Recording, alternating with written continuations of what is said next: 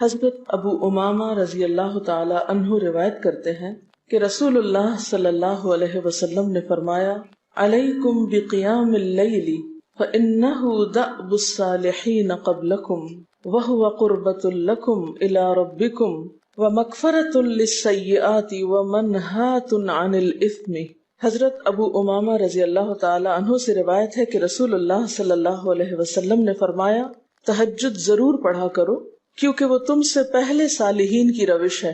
یعنی یہ نماز صرف امت مسلمہ کے لیے نہیں بلکہ ہم سے پہلے دیگر امتوں کے جو نیک لوگ گزرے ہیں ان کی روش بھی یہی ہے، اور تمہارے لیے اپنے رب کے قرب کا وسیلہ ہے۔ یعنی تہجد وسیلہ ہے کس کا؟ اللہ کا قرب حاصل کرنے کا، اور گناہوں کے مٹنے کا ذریعہ ہے، اور مزید گناہوں سے بچنے کا سبب ہے۔ یعنی پچھلے گناہوں کے صاف ہونے کا ذریعہ، نمبر 3 مزید گناہوں سے بچنے کی طاقت انسان کو نصیب ہوتی ہے اس کے ذریعے، یعنی گناہوں سے روک بنتا ہے۔ یہ روایت جو ہے ابن خزیمہ کی ہے۔ حضرت ابو ہریرہ رضی اللہ تعالی عنہ روایت کرتے ہیں کہ رسول اللہ صلی اللہ علیہ وسلم نے فرمایا، اس شخص پر اللہ کی رحمت ہو جو رات کو اٹھا، پھر نماز تہجد پڑھی، پھر اپنی بیوی کو جگایا، پھر اس نے نماز پڑھی، پھر اگر عورت غلبہ نیند کے باعث نہ جاگی تو اس کے منہ پہ پانی کے چھینٹے مارے، اور اس عورت پر بھی اللہ کی رحمت ہو جو رات کو اٹھی، نماز پڑھی، اپنے شوہر کو جگایا، پھر اس نے نماز پڑھی، پھر اگر شوہر نہ جاگا تو اس کے منہ پر پانی کے چھینٹے مارے۔ برابر کی بات ہے، دونوں کے لیے اجر بھی برابر کا ہے اور دونوں کو حق بھی برابر کا ہے جگانے کا، اور دونوں کو پانی کا چھینٹا مارنے کا بھی حق ہے، اور اس میں کسی کی بھی بے عزتی کی بات نہیں۔ یعنی عورت اگر ایسا کرے اپنے شوہر کے ساتھ تو وہ اس کی طرف سے کوئی روڈنس نہیں ہوگی، کیونکہ عام طور پر جب کسی کو نیند کی حالت میں جگایا جاتا ہے اور خصوصاً اگر اس پہ پانی پھینک دیا جائے تو وہ کیا سمجھتا ہے کہ اس کی بہت بے عزتی ہو گئی یا اس کے ساتھ بہت برا کیا گیا، اور عموماً لوگ اس وقت بہت غصے کا مظاہرہ پھر کرتے ہیں کہ کیوں جگایا جا رہا ہے۔ حضرت ابو ہریرہ رضی اللہ تعالی عنہ کہتے ہیں کہ رسول اللہ صلی اللہ علیہ وسلم فرماتے تھے، فرض نماز کے بعد سب نمازوں سے افضل تہجد کی نماز ہے۔ یعنی فرائض بہرحال افضل ہے اور نوافل میں سب سے افضل تہجد کی نماز۔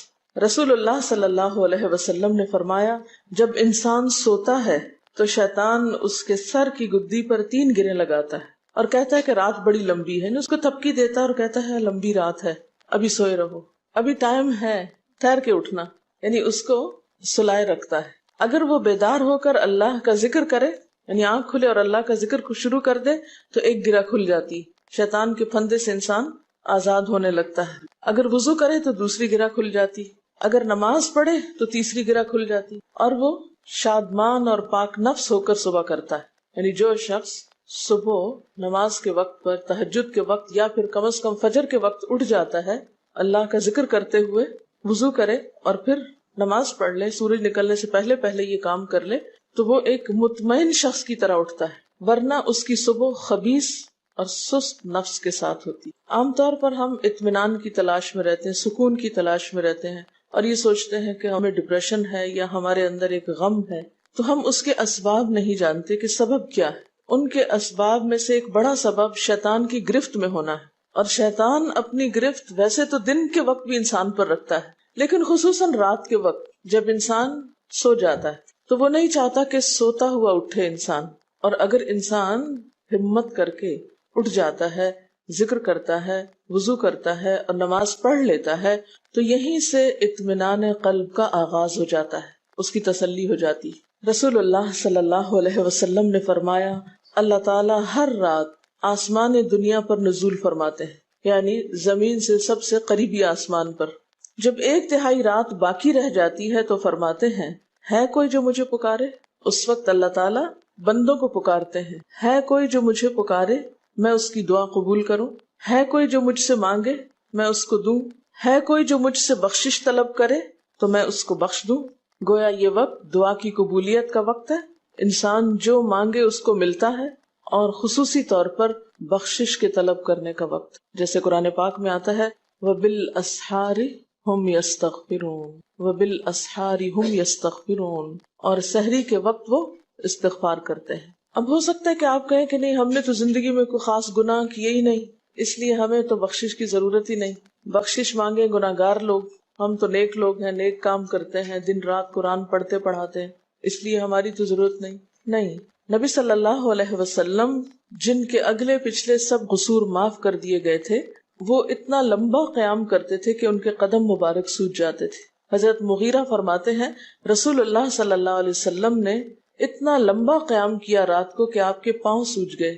آپ سے سوال کیا گیا کہ آپ اتنی مشقت کیوں کرتے ہیں، اپنے آپ کو اتنا کیوں تھکاتے ہیں، حالانکہ آپ کے تو سارے گناہ معاف کر دیے گئے۔ آپ نے فرمایا کیا میں اللہ کا شکر گزار بندہ نہ بنوں؟ یعنی صرف گناہوں کی بخشش ہی نہیں بلکہ نعمتوں پر شکر بھی واجب ہے۔ جہاں ایک طرف گناہوں کی بخشش انسان کے لیے اللہ کے قرب کے راستے ہموار کرتی ہے، وہاں اللہ تعالیٰ کا شکر ادا کرنا بندے کو اللہ کا قرب عطا کرتا ہے۔ اچھا، اب پہلی سنت میں آپ کو بتاؤں گی کہ اگر آپ تہجد کے وقت اٹھے ہیں تو سب سے پہلے آپ کیا پڑھیں گے۔ حضرت عائشہ رضی اللہ تعالی عنہا فرماتی ہیں کہ رسول اللہ صلی اللہ علیہ وسلم جب رات کو تہجد کے لیے اٹھتے تو یہ پڑھتے 10 بار اللہ اکبر، 10 بار الحمدللہ، 10 بار سبحان اللہ و بحمدہ، 10 بار سبحان الملک القدوس، 10 بار استغفر اللہ، 10 بار لا الہ الا اللہ، اور پھر 10 بار اللہم اعوذ بک من ضیق الدنیا و ضیق یوم القیامہ، میں تیری پناہ میں آتا ہوں دنیا کی تنگی سے اور قیامت کے دن کی تنگی سے۔ اللہم اعوذ بک من ضیق ضاد یہ قاف، من ضیق الدنیا و ضیق یوم القیامہ، یہ بھی 10 بار۔ اور پھر فرماتے اللہم اغفر لی واہدنی وارزقنی وعافنی، پھر وضو کرتے اور تہجد شروع کرتے، یعنی یہ بھی وضو سے پہلے آپ پڑھ لیتے تھے۔ تو آپ کیا کر سکتے ہیں، جیسے آنکھ کھلی یا بستر پر لیٹے ہیں تو بعض اوقات ایسا ہوتا ہے نا کہ انسان سوچتا ہے اچھا ایک سائڈ پہ سو کے اتنے تھکے ہوئے ہوتے ہیں کہ آپ ایک دم نہیں اٹھ پاتے۔ حالانکہ آپ صلی اللہ علیہ وسلم کے نیند سے بیدار ہونے کا طریقہ کیا تھا کہ جب آپ اٹھتے تھے تو یکدم اٹھتے تھے، سستی کے مارے نہیں کہ کبھی ایک طرف لیٹ گئے پھر دوسری طرف سو گئے پھر دائیں طرف پھر بائیں طرف، نہیں، جب جاگنے کا وقت ہوتا تھا تو آپ فوراً اٹھ جاتے تھے۔ لیکن بسا اوقات ایسا ہوتا ہے کہ انسان تھکا ہوا ہوتا ہے، سائڈ بدل کے دوسری طرف کو ذرا لیٹتا ہے، تو یہ لیٹے لیٹے بھی آپ اذکار پڑھ سکتے ہیں، ٹھیک ہے؟ اور یہ سب آپ کو آتے ہی ہوں گے سوائے ایک وہ ذکر کے اللہم اعوذ بک من ضیق الدنیا و ضیق یوم القیامہ، اور ترتیب آپ یاد کر لیں اپنے بیڈ سائڈ ٹیبل پہ یا بیڈ پہ یا کہیں بھی، یہ نوٹس کسی پین کے ساتھ لکھ کے لگا دیں، چپکا دیں، اور جب یاد ہو جائے تو پھر اتار دیں، جب عادت بن جائے تو ہٹا دیں وہاں سے، ٹھیک ہے؟ جتنے دن عادت نہیں بنتی اتنے دن اپنے یادداشت کے لیے رکھ لیں۔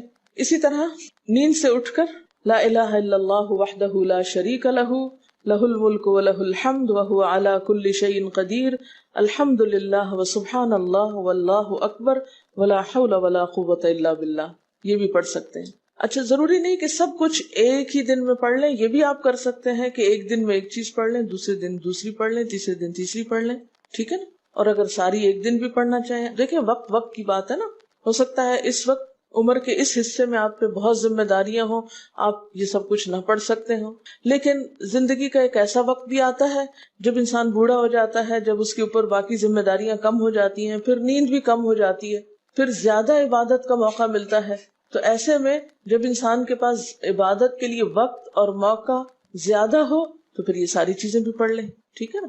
پھر اسی طرح یعنی یہ جو روایت ہے کہ جس میں آپ صلی اللہ علیہ وسلم نے فرمایا جو شخص نیند سے جاگے، اور یہ تہجد کے وقت ہی نہیں، اگر فجر کے لیے بھی آپ اٹھ رہے ہیں تو یہ دعا پڑھ سکتے ہیں، لا الہ الا اللہ وحدہ لا شریک لہ، اور پھر الحمدللہ وسبحان اللہ واللہ اکبر ولا حول ولا قوۃ الا باللہ، پھر کہے اللہم اغفر لی، پھر کیا پڑھے اللہم اغفر لی، یا کوئی اور دعا کرے تو قبول ہوگی، اور اگر وضو کر کے نماز پڑھے تو وہ بھی قبول کی جائے گی۔ صبح اٹھتے ہی اللہ کی تعریف، اور آپ کو معلوم ہے کہ یہ جو چوتھا کلمہ ہے نا لا الہ الا اللہ وحدہ، اس کو دعا بھی کہا گیا، حالانکہ اس میں صرف اللہ تعالیٰ کی حمد و ثنا ہے، اور یہ یوم عرفہ کی دعا ہے۔ حدیث میں آتا ہے کہ مجھے اور مجھ سے پہلے انبیاء کو اس دن کی جو بہترین دعا سکھائی گئی، یعنی یوم عرفہ کی دعا، وہ لا الہ الا اللہ وحدہ لا شریک لہ، حالانکہ اس میں مانگنے کی تو کوئی چیز ہی نہیں، صرف اللہ کی حمد و ثنا ہے۔ جیسے حضرت ایوب علیہ السلام نے کہا تھا انی مسنی الضر وانت ارحم الراحمین، مانگا کچھ نہیں، انت ارحم الراحمین، انت ارحم الراحمین۔ اللہ تعالیٰ کی تعریف کر کے اللہ تعالیٰ کے نام کے ساتھ اس کو اگر انسان پکار لیتا ہے تو یہ بھی اس کے لیے بہت کافی۔ ایک اور روایت میں آتا ہے رسول اللہ صلی اللہ علیہ وسلم جب تہجد کے لیے اٹھتے یعنی آپ ایک مرتبہ اٹھے، یعنی جو صحابی روایت کرتے ہیں، تو آپ نے بیٹھنے کے بعد آسمان کی طرف نظر کر کے سورۃ آل عمران کی آخری 11 آیات 190 سے لے کر 200 تک 11 آیتیں یہ پڑھی، ان فی خلق السماوات سے لے کر بالکل آخر تک. یعنی ضروری نہیں کہ کھڑے ہو کر آپ آسمان کی طرف دیکھیں، آپ اٹھے ہیں، چارپائی پہ بیٹھے ہوئے ہیں، ابھی وضو کے لیے نہیں گئے، بیٹھ کے آسمان کی طرف دیکھ کے پڑھ کے پھر اٹھ سکتے ہیں. اب اس میں آپ دیکھیں نا کہ انسانی نفس کی بھی ایک رعایت ہو جاتی ہے. لیٹے لیٹے آپ نے ایک ذکر پڑھ لیا، بیٹھ کے آپ نے دوسرا پڑھ لیا، پھر آپ وضو کو چلے گئے، تو اس میں وہ جو ایک طبیعت کی کسل مندی ہوتی ہے وہ بھی ساتھ ساتھ اللہ کے ذکر سے دور ہوتی جاتی ہے، اور ایک سٹیپ کے بعد دوسرا سٹیپ لینا بھی آسان ہو جاتا ہے. اچھا، اس میں آپ دیکھیں حکمت کیا ہے کہ آپ صلی اللہ علیہ وسلم نے کیا فرمایا کہ آسمان کی طرف دیکھ کے پڑھا جائے تاکہ اچھی طرح آنکھیں کھل جائیں. تو زبانی یاد کرنے کا مطلب یہ نہیں کہ آپ آنکھیں بند کر کے سوئے سوئے پڑھیں، کیونکہ بعض اوقات ایسا ہوتا ہے نا، آنکھ کھلتی ہے، ذکر شروع کرتے ہیں اور پھر پتہ ہی نہیں چلتا اور ذکر آدھے میں رہ جاتا ہے اور سو چکے ہوتے ہیں. اور پھر اگر آپ کو زبانی یاد نہیں ہوگی نا، دیکھ کے پڑھیں گے تو وہ الماری کی طرف ہی دیکھتے رہیں گے، آسمان کی طرف نہیں دیکھ سکیں گے، تو پھر سنت پوری نہیں ہو سکے گی. اور اسی طرح حضرت ابن عباس روایت کرتے ہیں کہ جب رسول اللہ صلی اللہ علیہ وسلم رات کو تہجد کے لیے کھڑے ہوتے تو اللہ پر تکبیر تحریمہ کے بعد یہ دعا پڑھتے: اللہم لک الحمد انت قیم السماوات والارض ومن فیہن ولک الحمد لک ملک السماوات والارض ومن فیہن ولک الحمد انت نور السماوات والارض ولک الحمد انت ملک السماوات والارض ولک الحمد انت الحق ووعدك الحق ولقاؤك حق وقولك حق والجنة حق والنار حق والنبيون حق ومحمد صلی اللہ علیہ وسلم حق والساعة حق اللهم لك أسلمت وبك آمنت وعليك توكلت وإليك أنبت وبك خاصمت وإليك حاكمت فاغفر لي ما قدمت وما أخرت وما أسررت وما أعلنت أنت المقدم وأنت المؤخر لا الہ الا انت. الہی تیرے ہی لیے ہے ساری تعریف، زمین و آسمان اور جو کچھ ان میں ہے سب کو تو ہی قائم رکھنے والا ہے. تیرے ہی لیے ہے ساری تعریف، زمین و آسمان اور جو کچھ ان میں ہے اس سب کی بادشاہی تیرے ہی لیے ہے. تیرے ہی لیے ہے ساری تعریف، تو ہی روشن کرنے والا ہے زمین و آسمان کو. تیرے ہی لیے ہے ساری تعریف، تو ہی بادشاہ ہے زمین و آسمان کا. تیرے ہی لیے ہے ساری تعریف. تو حق ہے، تیرا وعدہ حق ہے، تیری ملاقات حق ہے، تیرا کلام حق ہے، جنت حق ہے، جہنم حق ہے، تمام انبیاء حق ہیں اور محمد صلی اللہ علیہ وسلم حق ہیں، قیامت حق ہے. الہی میں تیرے سامنے جھک گیا، میں صرف تیرے ساتھ ایمان لایا، میں نے صرف تجھی پر بھروسہ کیا، میں نے صرف تیری طرف رجوع کیا، صرف تیری ہی مدد سے دشمنوں سے جھگڑتا ہوں، میں نے صرف تجھے ہی اپنا حاکم مانا. سو تو میرے اگلے پچھلے اور ظاہر و پوشیدہ اور جنہیں تو مجھ سے زیادہ جانتا ہے سارے کے سارے گناہ معاف کر دے. تو ہی آگے کرنے والا ہے، تو ہی پیچھے ڈالنے والا ہے، تیرے سوا کوئی سچا معبود نہیں ہے. یہ جو دعا استفتاح ہے تہجد کے وقت کی، یہ باہر نہیں نماز کے اندر پڑھنے کی دعا ہے. ہم دعا مانگتے ہیں اللہم اجعلنی لک ذکارا لک شکارا. ان دعاؤں کے پڑھے بغیر ذکار کیسے بن سکتے ہیں؟ ذکار کا صیغہ تو فعال کے اوپر ہے نا، بہت زیادہ ذکر کرنے والا. والذاکرین اللہ کثیرا والذاکرات. تو ذاکرات کیسے بن سکتے ہیں جب تک کہ یہ دعائیں زبانی نہ آتی ہوں اور اپنے وقت پر نہ پڑھی جاتی ہوں. ویسے بھی ذکر بہت اچھی چیز ہے، لیکن جو مسنون ذکر ہے اور جو نبی صلی اللہ علیہ وسلم کے طریقے کے مطابق ہے، جو اطمینان قلب اور خوشی اس وقت اس کام کو اس طریقے پہ کر کے نصیب ہوتی ہے، وہ اس کے علاوہ نہیں ہوتی. اگرچہ اس سے خوشی ہوتی ہے لیکن اس طرح کی نہیں نصیب ہوتی، اس طرح کا اطمینان نہیں ہوتا. آپ تجربہ کر کے دیکھ لیں، سنت کے مطابق زندگی گزارنا اور اپنی مرضی کے مطابق زندگی گزارنا، یہ دو مختلف لائف سٹائلز ہیں، دو مختلف طریقہ ہے زندگی ہیں. دونوں کا امپیکٹ فرق ہوتا ہے، اثرات فرق ہوتے ہیں. اور یہ نہیں کہ یہ کوئی بہت مشکل عمل ہے، بہت مشکل کوئی نہیں ہے، ہم کر سکتے ہیں، لیکن بات یہ ہے کہ ہم کرنے کی کوشش کریں، ارادہ تو کریں. پہلے تو آپ اپنے آپ سے یہ پوچھیں ارادہ بھی کیا کہ نہیں، کیونکہ اگر ارادہ ہو گیا نا تو کام بھی ہو جائے گا. مشکل یہ ہے کہ ہم جب کوئی ایسا کام سنتے تو پھر سوچتے نہیں ہمارا تو حالات اتنے کٹھن ہیں کہ یہ عمل ہمارے لیے نہیں، ویسے بھی نفل ہے، کوئی بات نہیں، نہ بھی ہو سکا تو کیا ہے، یہی کہہ کے ہم چھوڑ دیتے ہیں چیزوں کو کہ نہیں. لیکن میں سمجھتی ہوں کہ جو عمر آپ بچیوں کی خاص طور پر اس وقت اس عمر کو غنیمت سمجھے اور اس میں آپ نے جو کچھ اب یاد کر لیا، عادت ڈال لی، وہ اگلی زندگی میں شدید مصروفیت کے باوجود بالکل عادت ثانیہ ہو جائے گی، ایک روٹین ہو جائے گی اور آپ کو مشکل نہیں ہوگی. لیکن اگر اب نہیں عادتیں ڈالی، کل کو یا نئے سرے سے عادت ڈالنا بہت مشکل ہوگا. سنت مشکل نہیں ہے، صرف یہ ہے کہ ارادے، نیت اور پھر کوشش کی ضرورت. کر لیں گے تو ہو بھی جائے گا، آخر کرنے والے کرتے ہیں. لیکن جب پہلے ہی سے سوچ لیتے نہیں بڑا مشکل، وہ تو اللہ والے کرتے ہیں اور وہ تو نیک لوگوں کا کام ہے، ہم تو نہ اللہ والے ہیں اور نہ ہی نیک ہیں، تو کیوں نہیں ہے، ہو جائے. اب آپ صلی اللہ علیہ وسلم کے تہجد کی کیفیت کیا تھی؟ حضرت ابو ذر کہتے ہیں کہ رسول اللہ صلی اللہ علیہ وسلم نے تہجد میں اتنا قیام کیا کہ اس ایک آیت کو پڑھتے پڑھتے صبح کر دی. ایک آیت پڑھتے پڑھتے صبح کر دی. کون سی آیت تھی وہ؟ ان تعذبہم فانہم عبادک وان تغفر لہم فانک انت العزیز الحکیم. ایک آیت کو اتنی دفعہ پڑھا اور پڑھتے رہے اور پڑھتے رہے اور پڑھتے رہے، اسی میں صبح ہو گئی. تو طویل قیام جو ہے ضروری نہیں کہ وہ صرف کس وقت ہو، کوئی لمبی سورت پڑھ کے ہی، چھوٹی سورت بھی ہو سکتی ہے، لیکن روح کے ساتھ، شعور کے ساتھ اگر آپ دہرا کے بھی پڑھیں.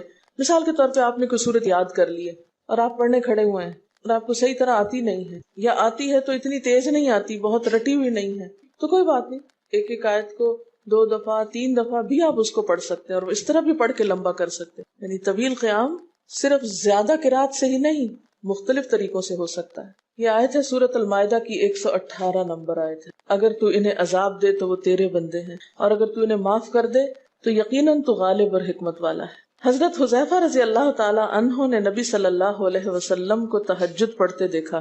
وہ کہتے ہیں سورۃ فاتحہ کے بعد آپ نے سورۃ بقرہ پڑھی، پھر رکوع کیا. آپ کا رکوع آپ کے قیام کی مانند تھا. ہماری تو کمر نہ ٹوٹ جائے. کر کے تو ذرا دیکھیں. میں نے زندگی میں پہلی دفعہ رمضان میں طویل رکوع اور سجدے کا موقع ملا. اس سے پہلے تو اس طرح کا سچ پوچھے کانسیپٹ بھی کوئی نہیں تھا، کیونکہ بہت سی چیزیں جب ہم پڑھتے ہیں تو ہم کہتے ہیں ہاں یہ نبی صلی اللہ علیہ وسلم کے لیے ہے، یہ تو آپ کی شان ہے اور آپ کا مقام ہے. ہم تو عام کمزور بندے ہیں. اصل میں ہم کمزور کیوں ہیں؟ اس لیے کہ ہم نے اپنی انرجیز بیکار باتوں میں بہت لگا رکھی ہیں، بیکار غم پالے ہوئے ہیں، بیکار مشغلے ہیں، بیکار گفتگویں ہیں. تو انرجی تو لگتی ہے نا. آپ فضول کی باتیں سوچیں تو کیا انرجی نہیں لگے گی؟ آپ لایانی چیزوں پہ کڑنا شروع کر دیں، کیا انرجی نہیں لگے گی؟ لگے گی. تو پھر آپ کے پاس کوئی تعمیری مثبت کام کرنے کے لیے نہ وقت ہے نہ انرجی ہے. پھر اس وقت تک آپ خالی ہو چکے ہوتے ہیں. رات کو دیر تک آپ اگر فضول گپ شپ کرتے رہے تو صبح اٹھے گا کون، اور پھر صبح پڑھے گا کون، اور اگر پڑھے بھی تو کیا پڑھے اس میں. کبھی آپ نے سوچا کہ احادیث کی یہ جو کتابیں ہیں یہ ساری کی ساری صرف آپ کی گفتگو نہیں، آپ کے عمل کا بھی احاطہ کیے ہوئے ہیں، اور ٹوٹل آپ کی گفتگو یہی ہے. اور اگر ہم اپنی گفتگو کو دیکھیں اور ہماری باتوں کی کوئی کتاب تیار ہو، نبی صلی اللہ علیہ وسلم کی عظمت کو پہچانے، ہم اپنی گفتگو کا جائزہ لیں. اگر ہماری گفتگو بھی ریکارڈ ہو کر لوگوں کے پاس جانے لگے، لوگوں تک پہنچنے لگے، ہم عملی نمونہ کیوں نہیں لوگوں کے لیے؟ ہمیں دیکھ کر لوگوں کے عمل کیوں نہیں بدلتے؟ ہماری بات لوگوں پر اثر کیوں نہیں کرتی؟ کبھی سوچا ہم نے؟ صرف اپنی گفتگو کے آئینے میں ہی اپنے آپ کو پہچان لے کہ ہم کہاں ہیں، کون ہیں، کہاں کھڑے ہیں، لوگوں کے بیچ میں کیا باتیں کرتے ہیں، لوگوں کے پیٹھ پیچھے کیا باتیں کرتے ہیں، کہاں کس حال میں کیا کر رہے ہوتے ہیں. ہر شخص اپنے آپ کو خود پہچان سکتا ہے. کیا واقعی ہم اس لائق ہیں کہ کوئی ہم سے کچھ سیکھے؟ صرف اپنی گفتگو کے آئینے میں خود کو پہچانے. بعض اوقات کتنا بیکار بولتے ہیں، کتنا بے مقصد بولتے ہیں، کتنا ضرورت سے زائد بولتے ہیں. اس کا یہ مطلب نہیں کہ مصنوعی خاموشی اپنے اوپر مسلط کر لیں، کیونکہ پھر ہم دوسری ایکسٹریم پہ نکل جاتے ہیں. لیکن بامقصد گفتگو کتنی ہے ہماری باتوں میں جو واقعی فائدہ مند ہو، تو پھر ذرا روک بھی لیا کریں نا اپنے آپ کو. اپنے ساتھ خود ہی محنت کریں گے تو بات بنے گی. سوچیں تو احساس تو کریں. جب کریں گے تو انشاءاللہ کامیابی بھی ہوگی. لیکن پہلی بات تو یہ نا کہ ہم جو کچھ کرتے ہیں نہ اس کا حساب کرتے ہیں، نہ اس کے بارے میں سوچتے ہیں کہ ہم کر کیا رہے ہیں. ہمیں نیکی نہ کرنے کا موقع یا ہمارے نیکی نہ کرنے کا ایک سبب اور ایک بڑی وجہ ہماری انرجیز کا بیکار چیزوں میں استعمال ہونا ہے، فضول کی سیاست میں ملوث ہونا ہے.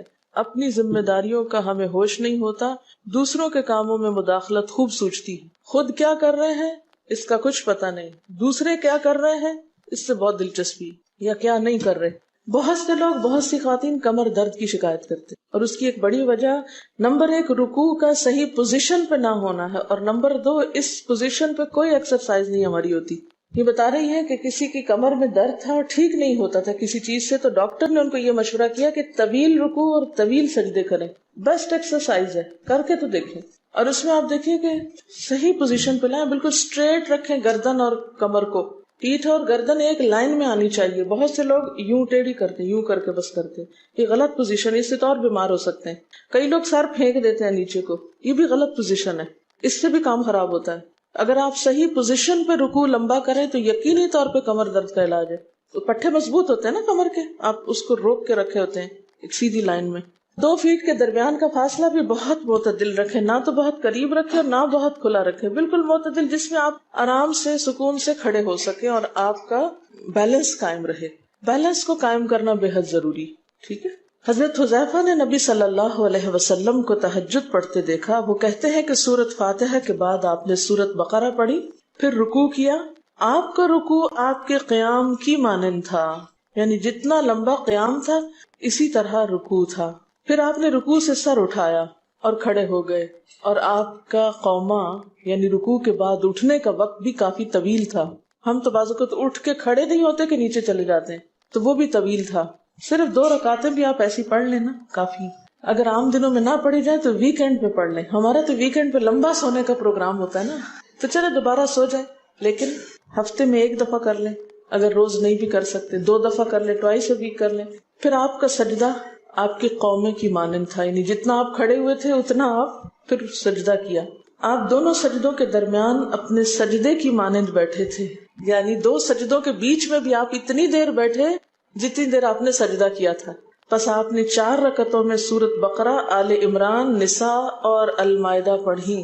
ہمیں اگر خود نہیں بھی آتی اور کوئی پڑھانے والا اتنی لمبی 1 دفعہ بھی تراویح کوئی پڑھا دے یا کوئی نفل پڑھا دے تو ہم دوسری دفعہ اس کے پاس نہ پڑھیں۔ تقریباً 7.25 پارے بنتے ہیں، جس کو ایک منزل کہا جاتا ہے۔ ایک دن کے تہجد میں آپ نے اتنا پڑھا، اور یہ تو قرآن کی قرات تھی، لیکن بیچ کے وقفوں میں تسبیحات اور اللہ کی تعریف اور حمد و ثنا اور ذکر، یہ آپ پر بس تھا۔ یہ وہی کر سکتا ہے جس کو واقعی اللہ سے حقیقی محبت ہو، صرف دعوے کی حد تک نہیں۔ میں کہتی ہوں چلے روزانہ نہ صحیح، ہفتے میں 1 بار، ہفتے میں نہیں، مہینے میں 1 بار، مہینے میں نہیں تو سال میں، رمضان میں، کسی موقع پر کچھ تو اللہ سے تعلق آئے، کچھ تو قرب پائیں۔ ہر شخص کے بس میں نہیں کہ ہر روز ایسی عبادت کرے، کیونکہ اللہ کے رسول صلی اللہ علیہ وسلم کا بہرحال مقام کچھ اور تھا، لیکن کچھ شوق، کچھ حسرت، کچھ تو دل میں ہونا ہی چاہیے، کوئی نیت، کوئی ارادہ، کوئی عزم، اور پھر اس کے لیے کوشش۔ تو وقت بچے گا کچھ آپ کے پاس فالتو باتوں کے لیے، فضول چیزوں کے لیے، کچھ سوچنے کے لیے، ٹینشن کے لیے بچے گا کچھ؟ سب کچھ بھاگ جائے گا، کچھ بھی نہیں بچے گا، کیونکہ ان عبادی لیس لک علیہم سلطان، میرے بندے ان پہ اے شیطان تیرا کوئی زور نہیں چلتا، بس چلتا ہی نہیں ان پہ تیرا، سارا زور ہی ان پہ چلتا ہے جو فالتو ہوتے ہیں۔ فالتو ذہن جو ہوتا ہے وہ شیطان کا گھر ہوتا ہے۔ حضرت حذیفہ بیان کرتے ہیں کہ میں ایک رات آپ صلی اللہ علیہ وسلم کے ساتھ نفلی نماز میں شریک ہو گیا۔ آپ نے سورۃ بقرہ شروع کر دی، میں نے سوچا کہ آپ 100 آیات پڑھ کر رکوع میں چلے جائیں گے، مگر آپ پڑھتے گئے۔ میں نے خیال کیا کہ سورۃ بقرہ کو 2 رکعتوں میں پڑھیں گے، لیکن آپ پڑھتے رہے۔ آپ نے سورۃ بقرہ ختم کر کے سورۃ نساء شروع کر دی، پھر ختم کر کے آل عمران پڑھنی شروع کر دی، اس کو بھی ختم کر دیا۔ آپ نہایت آہستگی سے پڑھتے جاتے تھے۔ جب ایسی آیت تلاوت کرتے جس میں سبحان اللہ کہنے کا حکم ہوتا ہے، جیسے سبح بحمد رب، جیسے مثال کے طور پر، تو سبحان اللہ کہتے۔ اگر کچھ مانگنے کا ذکر ہوتا تو سوال کرتے، اگر پناہ مانگنے کا ذکر ہوتا تو اعوذ باللہ پڑھتے۔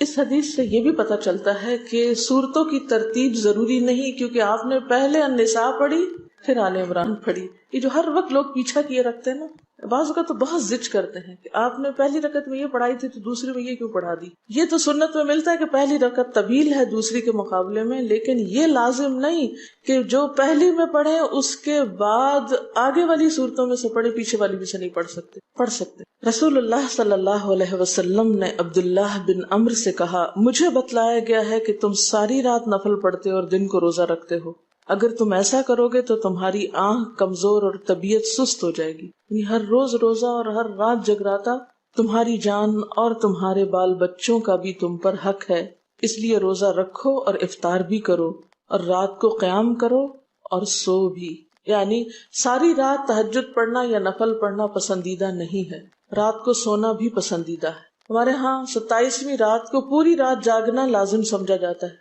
تو نبی صلی اللہ علیہ وسلم سے کوئی رات بھی پوری کی پوری جاگنا ثابت نہیں، کیونکہ اگر انسان صرف جاگتا ہی جاگتا چلا جائے تو وہ آسان ہوتا ہے، ایک دفعہ سو کے پھر اٹھنا جو ہے نا وہ اصل میں نفس کا امتحان ہوتا ہے، وہ مشکل ہوتا ہے۔ اسی طرح نبی صلی اللہ علیہ وسلم 3 دن سے کم میں قرآن مجید ختم کرنا پسند نہیں فرماتے تھے۔ آپ نے حضرت عبداللہ بن عمرو سے فرمایا کہ 1 ماہ میں پورا کر لو۔ انہوں نے عرض کی میں اس سے زیادہ تلاوت کی طاقت رکھتا ہوں، تو فرمایا 20 دن میں کر لو۔ ان کا میں اس سے زیادہ کی طاقت رکھتا ہوں، فرمایا 7 دن میں ختم کر لیا کرو، اس سے زیادہ کی اجازت نہیں، یعنی وہ ایک منزل کر کے۔ صحابہ کرام چونکہ اس زمانے میں مصحف اس طرح تھوڑی چھپے ہوئے تھے کہ کتابوں کی شکل میں ہوں، جو قرآن تھا لوگوں کے سینوں میں تھا، یاد کیے ہوئے تھے، اور وہ یاد کیا ہوا کہیں صبح کے وقت الگ بیٹھ کے نہیں پڑھا کرتے تھے، وہ کہاں پڑھتے تھے؟ تہجد میں نماز کے اندر پڑھا کرتے تھے۔ اب یہ تو ہم لوگوں کی مشکل ہوگی نا کہ ہمیں آتا کچھ نہیں زبانی، تو پھر ہم دیکھ کے پڑھتے ہیں تو نماز میں پھر وہ مشکل ہوتا ہے تو الگ رکھ کے پھر اس کو پڑھ رہے ہوتے ہیں، ٹھیک ہے۔ لیکن زیادہ بہترین پڑھنا نماز کے اندر کا پڑھنا ہے، اگرچہ دیکھ کے پڑھنے کی اس میں بھی اجازت ہے، لیکن ان کی چونکہ شدید حرص تھی حضرت عبداللہ بن عمرو کی، تو آپ نے ان کو 3 دن کی پھر اجازت دے دی تھی، اور آپ نے فرمایا کہ اس شخص کو قرآن کی کچھ سمجھ نہیں ہو سکتی جو 3 سے بھی کم دن میں قرآن پڑھے۔ نبی صلی اللہ علیہ وسلم نے فرمایا جو شخص رات کے نوافل میں 200 آیات تلاوت کرتا ہے وہ اطاعت گزار مخلص لوگوں میں شمار ہوتا ہے۔ انہ من عبادنا المخلصین، وہ آتا ہے نا قرآن پاک میں انبیاء کی صفت میں سے۔ تو جو شخص رات کو نماز میں یعنی نفل میں 200 آیات تک تلاوت کرتا ہے وہ اطاعت گزار مخلص بندوں میں شمار ہوتا ہے۔ اور سنن دارمی میں واضح طور پر آتا ہے کہ نبی صلی اللہ علیہ وسلم ساری رات نوافل نہیں پڑھا کرتے تھے،